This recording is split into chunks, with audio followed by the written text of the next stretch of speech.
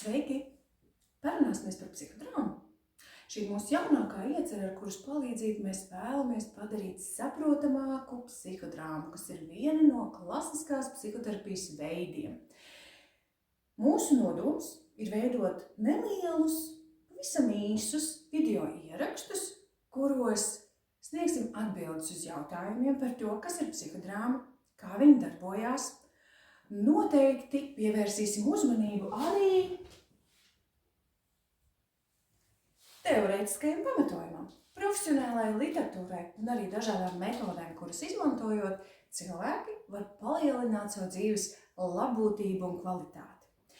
Lai mums izdotos veidot veiksmīgi saturu, kurš būtu interesants tieši tev, lūdzu iesūti savus jautājumus par psihodraumu. Kā strādā psihodrauma? Vai no viņas ir jābaidās? Kādiem cilvēkiem psihodrauma ir noderīga?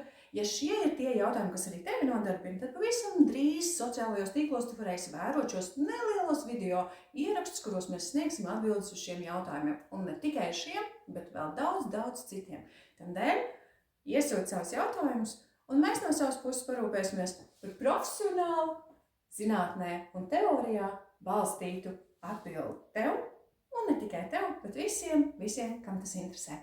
Uz drīz tikšanos ierakstos. Atā!